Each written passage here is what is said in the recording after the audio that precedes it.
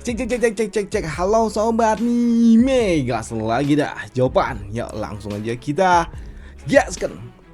Mereview sedikit dari part sebelumnya. Saat ini Paman Iwan pada akhirnya dia secara resmi telah meninggalkan dunia ini setelah dia dikalahkan oleh Tetua Agung dari Sekte Tianxing. Dan di sini untuk Master Sekte Ren, dia melihat kalau sepertinya Tetua Agung miliknya memiliki hubungan dengan Tetua Agung dari Sekte Moche, membuatnya pun bertanya apa yang sebenarnya terjadi. Apakah Tetua Agung dari Sekte Moche adalah sahabat dari Tetua Agung miliknya? Dan hal itu pun dibantah oleh orang tua ini, di mana dia mengatakan kalau mereka sejatinya tidak pernah menjadi sahabat melainkan rival yang udah saling bertarung selama hampir 1000 tahun, ucap dari orang tua ini. Di sini orang tua ini dia pun mengatakan kalau dulu awalnya kenapa dia sempat menjadi rival dari Tetua Agung dari Sekte Moche, itu semua berawal dari sebuah pertemuan yang terjadi di antara Sekte Moche dan juga Sekte Tianxing di dalam pertempuran dan juga pertandingan pertukaran antar murid. Dan dirinya sebagai murid nomor 1 tentunya mudah saja bagi dirinya untuk dapat menjatuhkan seluruh murid-murid yang berasal dari Sekte Moche. Bahkan murid-murid dari Sekte Moche yang ada di jajaran murid elit sekalipun mereka semua gemetar hanya dengan mendengar nama yang ia miliki. Dan itu membuat Xiao Yunshan yang menganggap kalau Sekte Moche hanyalah tikus-tikus pengecut. Namun di saat itu juga muncul seorang pria yang menantang itu semua. Ketika dirinya menganggap seluruh Sekte Moche hanyalah para pengecut yang tidak berguna, ada seseorang yang tidak terima dengan itu semua yang meminta kepada dirinya untuk menarik semua kata-katanya. Dan ternyata itu adalah Yuan Xinggang. Tapi di kala itu Yuan Xinggang dia bukanlah seorang tetua agung, namun dia juga bukanlah seorang murid resmi melainkan hanya seorang budak. Dan dia berani menantangku sebagai seorang yang sangat jenius yang ada di wilayah barat. Tapi dengan kemampuan yang dia miliki, mudah saja bagi diriku untuk dapat mengalahkannya.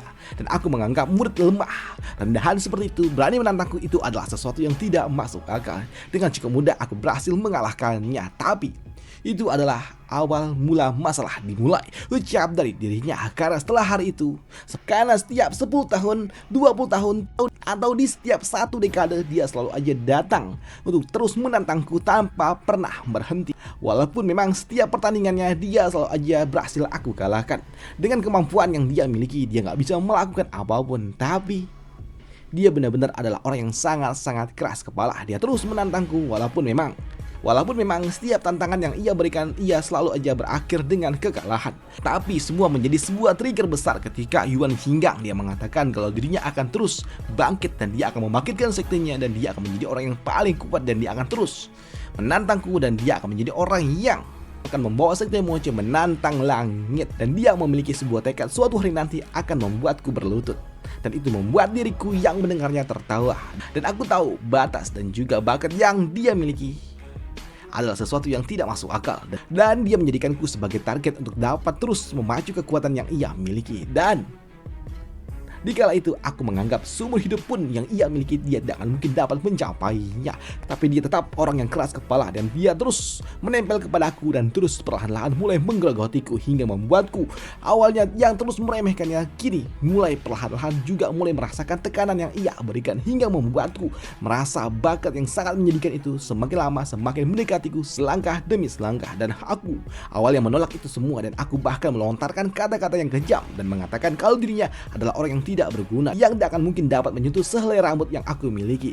Dan aku benar-benar kesal ketika dia mulai dapat menekanku, dan itu membuatku sempat berpikir untuk segera menyingkirkannya. Tapi alih-alih dia takut ketika aku ingin menyingkirkannya, justru dia malah tersenyum dan dia mengatakan kepadaku jika aku mau menyingkirkannya itu artinya aku ketakutan. Takut kalau dirinya akan melampauiku suatu saat nanti. Dan itu membuatku berpikir kalau sepertinya apa yang dia katakan itu mungkin saja benar. Dan itu membuatku berpikir bagaimana mungkin seorang pelayan memaksa seorang jenius sejati untuk dapat terus berlatih dan terus mempertahankan posisinya agar tidak tertekan dan juga dikejar oleh seorang budak. Dan itu adalah sesuatu yang sangat-sangat konyol. Tapi itu semua adalah hal yang nyata. Aku berlatih keras karena aku takut kalau dia akan melampaui diriku, ucap dari orang tua ini. Dan itu adalah awal dari persaingan pribadi kami menjadi persaingan antar sekte. Persaingan yang akan melihat siapa yang akan membawa sektenya menuju puncak yang lebih tinggi. Dan selama bertahun-tahun pada akhirnya dia menjadi tetua agung dari Sekte Moche, dan aku menjadi tetua agung dari Sekte Tianxing. Namun Persaingan kami tidak pernah berhenti walaupun kami masing-masing telah menjadi seorang tetua agung. Dan aku juga mulai terbiasa dengan tahun-tahun yang penuh dengan rivalitas dengan orang tua itu. Tapi sayangnya saat ini dia benar-benar telah pergi.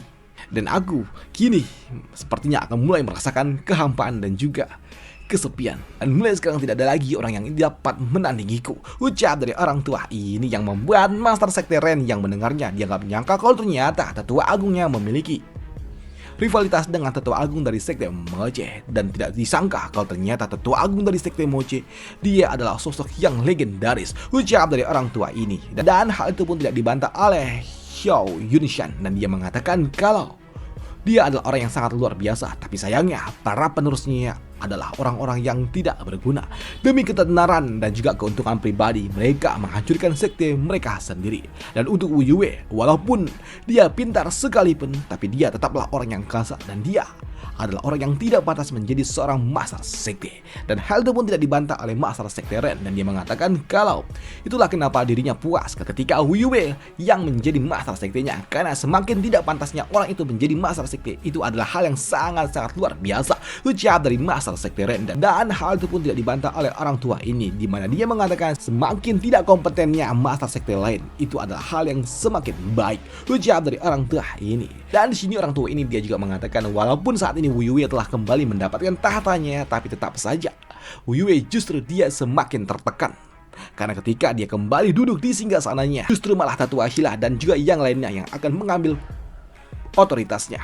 Dan itu akan membuat Wu Yue dia tidak akan lagi dapat bertindak bebas. Dan untuk menjadi pimpinan di antara tiga sekte tengah, sepertinya Sekte Moche, kalian harus menempuh jalan yang masih sangat panjang. Ucap dari orang tua ini. Dan sayangnya usaha yang selama ini dibangun oleh Yuan Xingyang harus hancur. Ucap dari orang tua itu yang membuat Master Sekte Ren dia pun bertanya apakah tetua agungnya menyesal ketika dia telah menyingkirkan Yuan Xingyang. Tidak, saat menyebut orang tua ini, di mana dia mengatakan kalau secara pribadi dia tidak ingin kalau Yuan Xingyang harus disingkirkan, tapi demi kepentingan dari sekte maka dia tidak akan ragu untuk dapat melakukannya.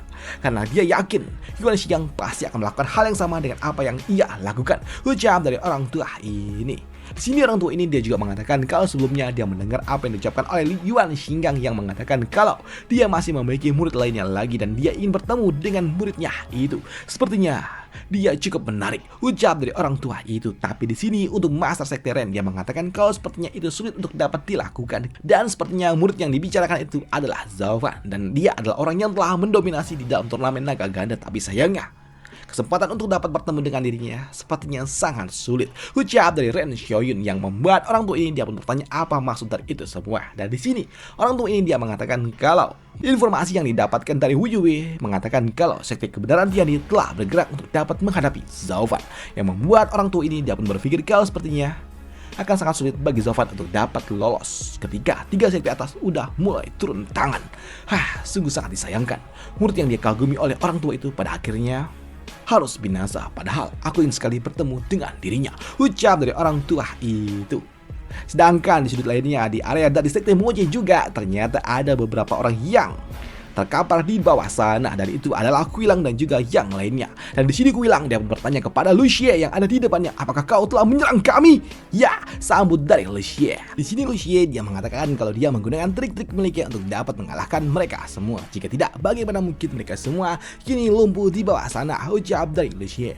Namun mendengar apa yang diucapkan oleh Lu Xie membuat Kuilang dia pun marah dan dia mengatakan bagaimana mungkin mereka berani dapat menyerangnya seperti ini? Apakah kau tidak takut tetua agung akan marah? Ucap dari Kuilang. Tapi mendengar itu semua membuat Lu Xie dia pun tertawa. Bagaimana mungkin tetua agung dapat membantu kalian? Bahkan saat ini tetua agung untuk dapat melindungi dirinya sendiri aja. Menurutmu apakah dia dapat melakukannya? Tidak, apalagi harus membantu kalian semua. Ucap dari Lu Xie yang membuat Kuilang dia pun bertanya apa maksud dari itu semua. Di sini Lu Xie dia pun mengatakan kalau dirinya akan memberitahukan apa yang sebenarnya terjadi, karena mau bagaimanapun mereka juga pasti akan segera menyusul tetua agung. Jadi biar aku jelaskan akan situasinya. Sebenarnya aku dan juga guruku telah merencanakan ini sedari dulu. Karena kalian lihatlah kobaran api yang ada di belakang sana, itu adalah tempat di mana area kamar budak berada. Dan kalian yang telah mengikuti Zaufan, kalian telah mengambil semua sorotan yang ada di dalam turnamen naga ganda, dan tentunya apa yang telah kalian lakukan telah menciptakan banyak musuh. Jadi, atas perintah dari guruku, aku menghubungi orang-orang yang pernah disinggung oleh Zaufan untuk mempersiapkan hari ini. Dan asal kalian tahu, Zaufan ketika dia kembali ke sekte Xuanlong, dia kini menjadi target dari sekte kebenaran Tiandi, dan Zaufan dia benar-benar akan hancur. Dan selain itu juga, selain sekte Tiandi, ada juga sekte Tianxing yang akan bekerja sama dengan sekte Xuantian yang akan menghancurkan kalian dari luar dan juga dalam bersama dengan kami. Memusnahkan area kamar Buddha, kekuatan inti Zaufan sepenuhnya benar-benar akan dilenyapkan. Semua apapun yang berhubungan dengan Zaufan akan dilenyapkan. Dan sayang sekali, sekte pengendali binatang mereka juga sebenarnya ingin aku hubungi, tapi sayangnya mereka semua udah dihancurkan oleh Zaufan di kala itu. Jadi aku tidak meminta bantuan dari mereka. Jika tidak, tentunya aku akan meminta bantuan juga dari mereka. Walaupun ya memang kurang satu, tapi itu semua tidaklah menjadi masalah, ucap dari Lucia yang membuat salah satu dari mereka pun kesal dan berujar, Lucia, kau beraninya bersekongkol dengan sekte lain untuk dapat menyerang kami? Apakah kau tidak takut sekte Xuanlong akan mengetahuinya? Ucap dari orang ini. Tapi untuk Lucia, dia pun mengatakan kalau itu semua ada di bawah kendali dari mereka. Kalau sebelumnya Zaufan ketika dia menyerang sekte Xuantian, dia telah menyiapkan sebuah alibi. Jadi mereka juga telah menyiapkan alibi pula, di mana dia mengatakan kalau Zaufan sebelumnya dia telah menjadi master sekte. Jadi mereka bisa menjadikan itu sebagai sebuah alasan. Mereka akan mengatakan kalau Zaufan telah mengambil posisi master sekte secara paksa, yang membuat master sekte Wu Yue dia tidak terima dan meminta bantuan dari sekte-sekte lainnya untuk dapat membantunya menekan para pemberontak. Jadi mereka akan menganggap Zaufan sebagai pemberontak. Dengan begitu maka sekte Xuanlong tidak lagi dapat berbuat apapun, ucap dari Lucy. Dan selesailah cerita kita di sini dulu, dan sampai jumpa di part lanjutannya untuk jawaban Jumat, Sabtu, dan juga minggu depan. Dan untuk jawaban kali ini, di video kali ini gue agak sedikit ngambil narasi yang agak berbeda ya dari terjemahan yang Indonesia, karena menurut gue agak sedikit berbeda pemahaman gue sama yang di komik. Jadi gue ngambil sedikit terjemahan dari Inggrisnya sama dari Cinanya. Jadi ya menurut gue ini lebih better lah, tapi nggak tahu juga, tergantung kalian aja. Dan itu aja untuk part kali ini, dan sampai jumpa di part lanjutannya untuk jawaban. Bye, thank you.